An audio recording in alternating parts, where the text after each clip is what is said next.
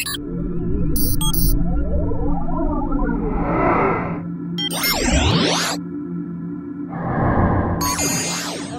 Hey, everybody, we're back again with some more college football this time. We got... All right, we're going to recap Week 5. Week 5 of the normal season, Week 2 of the SEC. And week -2 for the rest of who knows, but anyways. But this is actually considered, we're actually going into Week 6, so we're going to recap Week 5 for you, and then we'll throw out some predictions for Week 6. For Week 6. So let's just jump right in to what happened in Week 5. First of all, we did have a little Friday night action, a little Friday night lights on the college football. La Tech, which is not a very good football team this year. Getting thrown to the wolves against BYU. Yeah, BYU beat them 45-14. So predictable as predictable gets. There. Yeah, that was pretty predictable. So there wasn't very much excitement there, but there was some excitement on Saturday. Missouri at Tennessee. And Tennessee got the W.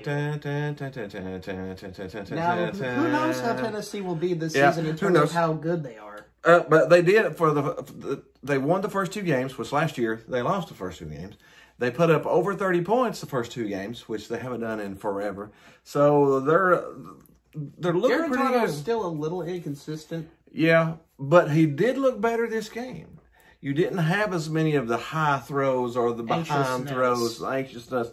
They hadn't practiced in a while. So I will take it as a positive. I still don't think they're a top 5 team in the country by no means, but they are taking steps in the right direction. So that's a positive thing to see. When they go to a team they were favored to beat by 4 points, and they beat them by 23. That's a positive thing to look at. So that was awesome. Plus, we actually have the #1 running back in the SEC right now is Ty Chandler with the Tennessee Vols. And the #1 sack leader is a Tennessee Vol too. So again, there's positives to look at. Yet again, this upcoming week will definitely tell us where Tennessee's at. Yes. Let's just say that.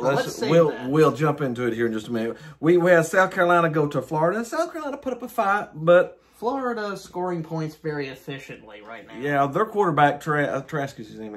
He's in the Heisman conversation. He's actually a pretty good quarterback. I don't like Florida, but he's a pretty good quarterback. So can't say much about him. That'll be an interesting game when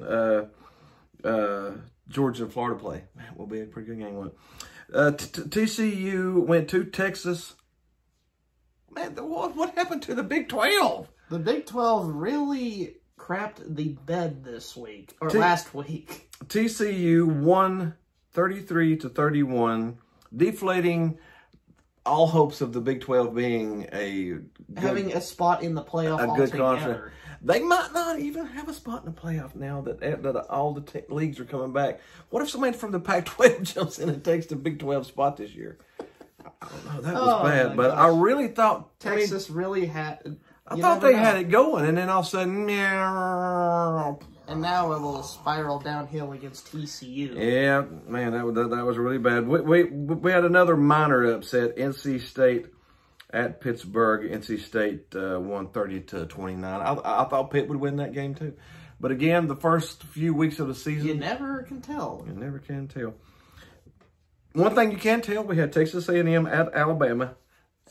Banked that baby. I mean, woo! You know they say Roll Tide in Tuscaloosa. Mm-hmm. Well, that was Roll Tide. Yeah, in every sense of the word. 52-24. They doubled them. They doubled them up plus 4. That was ugly. Texas A&M got a long way to go. They're not in the elite category yet. No, they're not. We had North Carolina at Boston College. That was a tight game. Squeezes it out. They squeezed that one out. That was only North Carolina's second game because they had a game postponed. So they were still a little rusty there, I think. But they won 26-22.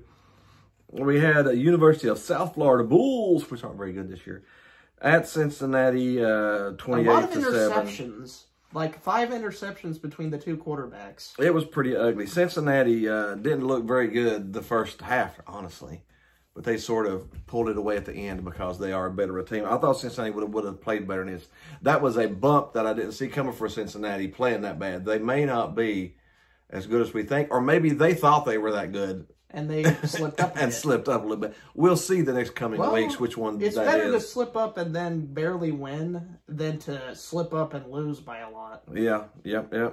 We had Okie State at Kansas. Finally playing up to their potential. Oklahoma State's the only undefeated team in the Big 12 now. The Big 12 has to hope Oklahoma State can go undefeated now. That ain't going to happen, is it? I mean, realistically, are they going to go undefeated? I mean, I hope they do. That would be exciting to see the Oklahoma State Cowboys in the playoffs, getting knocked out in the first round by 40 like the Big 12 champion always does. But it'd be fun to see. I had Memphis at SMU Southern Miss. Memphis slipped up there. The Southern Methodist Mustangs caught up on them and jumped on them. Yeah. So Memphis not quite as good as Memphis thought they was. We speaking of teams that aren't really as good as we thought they were. Auburn at Georgia. Auburn looked absolutely terrible. They did. They looked horrible, man. Just absolutely abysmal on offense. Georgia's offense didn't look good, but their defense suffocated Auburn's offense. Auburn scored 6 points. Yeah, 6. Suffocation. Count them 6. Yeah, I can count them on 2 hands. That's 6 points these days is low for a baseball score. and not less a football score. So, Auburn. The trail mix was pretty bad this time. And we did pick Georgia, so at least we got that one right. We missed a bunch of the others, but we got that one right. We had Tulsa. This was a big upset too. Tulsa at Central Florida. Man, Tulsa looked horrible earlier this year. And then how did they squeak up and beat UCF? I don't know, 38-26. They beat them by 8. It wasn't even by a last-second field goal or anything. They just beat them. Straight up beat them. And they tumbled out of the rankings after that. This year is going to be... interesting. Interesting, not to say the man. Speaking of interesting, I did not see this one. I would have bet money on this one. Arkansas at Mississippi State. The Razorbacks get their first SEC win in 2 seasons. 17 games, I think. Like 20 games, maybe. Oh yeah, 20 games. That's right. Sorry to say. Mississippi State broke 2 of the longest streaks in the SEC. The first one was LSU's winning streak, which was 17. And the second was Arkansas's losing streak, which was 20. In back-to-back weeks. They broke the 2 longest streaks in the SEC. Yeah, but Mississippi State I would have never have picked that. Mississippi State really has a problem with turnovers.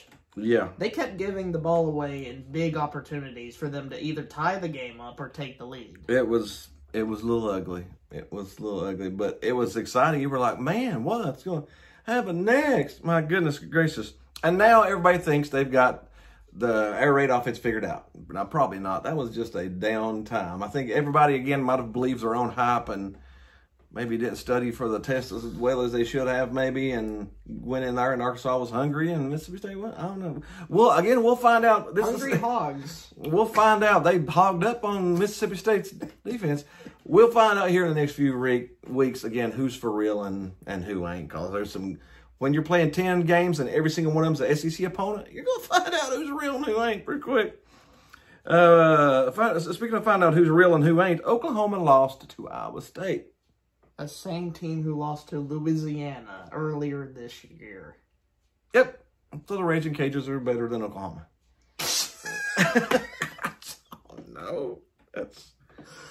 I don't know. Oklahoma is completely out of the rankings now. For the first time in forever. Yeah. Mm-hmm. And, my goodness.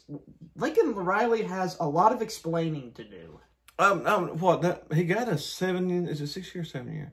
Got a really talented freshman quarterback coming in, Spencer Rattler. And got a contract extension. 6-year contract extension. 6 years of this will be funny. I'm sorry. I mean, I don't hate Oklahoma, but... It would be funny. That would be funny. It would be. Give you a 6-year extension to lose to Iowa State.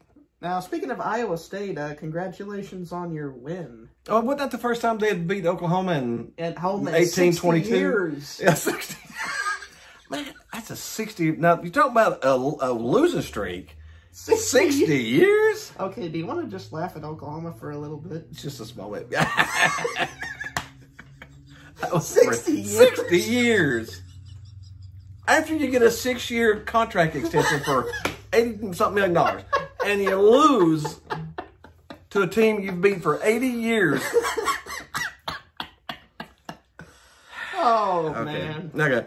We did have a bounce back team. LSU, trampling of course, Vanderbilt. playing Vanderbilt. It's really easy to bounce back against Vanderbilt.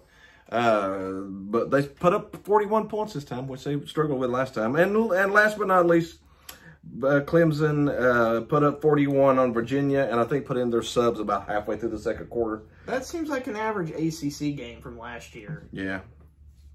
Now let's go ahead and jump into this week, the brand new games. All right. What do we have? We have Tennessee at Georgia. This is going to be a somewhat... we believe this is going to be a closer game than people expect. Yeah, Georgia's favored by 12.5. I will take Tennessee plus 12.5. Now, don't get me wrong. Georgia's defense. I think Georgia's going to win, but I think it's by 10 or less points.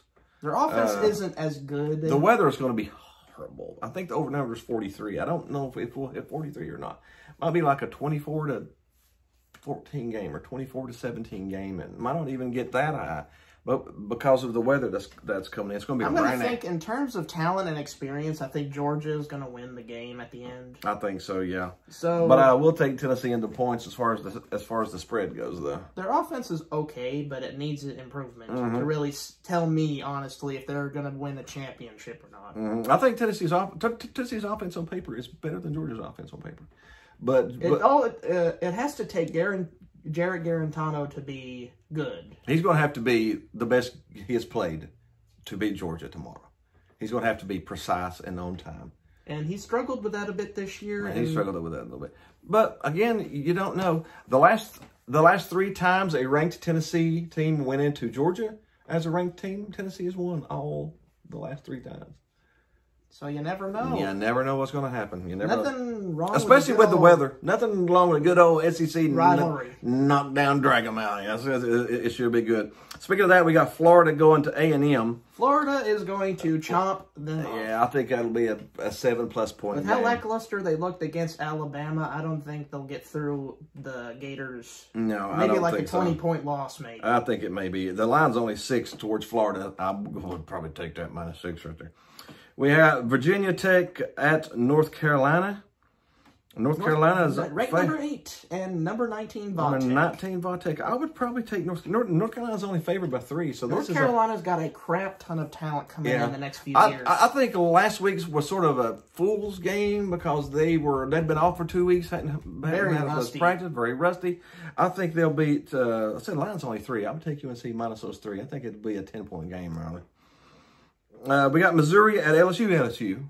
LSU is trying to bounce back from the pirate game, as we like to call it. Yeah, and they scored 41. They beat Vanderbilt 41-7. They beat the crap out of Vanderbilt, so I guess that's a good start. And Missouri's not much better than Vanderbilt this year, to be honest. From what I've seen so far. Do you expect LSU to roll by 20? Oh, it's gonna be ugly. Yeah, we got Texas at Oklahoma. The Red River rivalry is number 22 Texas versus unranked Oklahoma.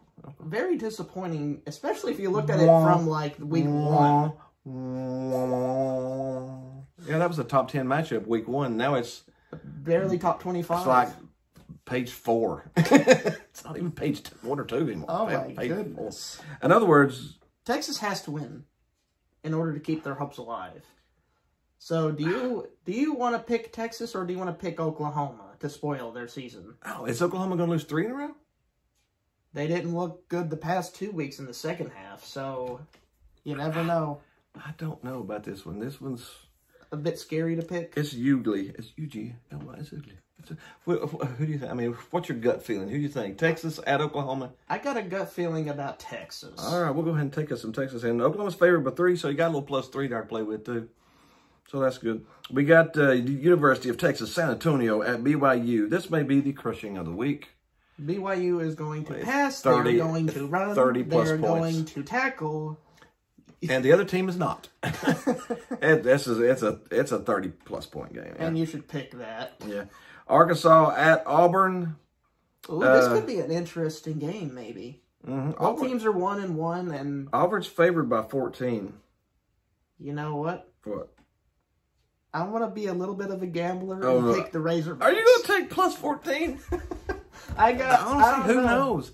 Auburn did not look good last week. And so that's why I have that gut feeling. I think Gus Malzahn's on the hot seat, dude. I think he's officially is about to leave the train station. Yeah, I don't think. I got a gut feeling about the Razorbacks. I don't know why I have this gut feeling about Arkansas. Sam Pittman going to knock them in the... We may do it. We got probably one of the highest ranked matchups. We got number 7. Miami's jumped all the way up to number 7. Number 7 Miami at number 1 Clemson. Number 1 the Clemson. Biggest game of the week, arguably. That is unarguably. And Clemson's still favored by 15. That shows you how dominant, how head and shoulders they are above that conference. Yeah, there is nobody in that conference. When number 7 plays number 1 and it's more than 2 touchdown spread. That's a bit troubling. That's a bit troubling, yeah. Or the bettors are just so confident in Clemson winning that they just... Do you think Clemson will beat them by 15? Clemson is very seasoned and experienced, so I will probably take that minus 15 and see what happens. We got Alabama at Ole Miss. Alabama's favored by 23.5. Lane Kiffin gets a shot at Saban, but... Do you think Saban's going to... He's going to kick the living crap out of that team. He might pull up when it's 52-3. Maybe. He might pull up then, but yeah. So you want to pick Roll Tide? Oh, that's by a landslide, yeah. We got Florida State at Notre Dame. Notre Dame, the Irish are going to shamrock all over FSU. Check this spread. This is how bad Florida State is. Notre Dame is sort of a team this year, but they are ranked number 5, but I think they're... wishy-washy. But Florida State's so bad, Notre Dame is favored by 21. How bad is Florida State right now? I'll tell you how bad. They trailed after 3 quarters against Jacksonville State. Okay, I think I'll take Notre Dame minus 21. Okay. That is awful. That is awful, man. That is awful. But that's it. That is it for week 6. We hope you had a little fun with us. Be sure and leave a little comment down below what you think. Press the like button. The subscribe button. The groovy baby button. Somewhere over here, somewhere over there in his head. Other than that, we'll see you next week to talk some more football. See you next week.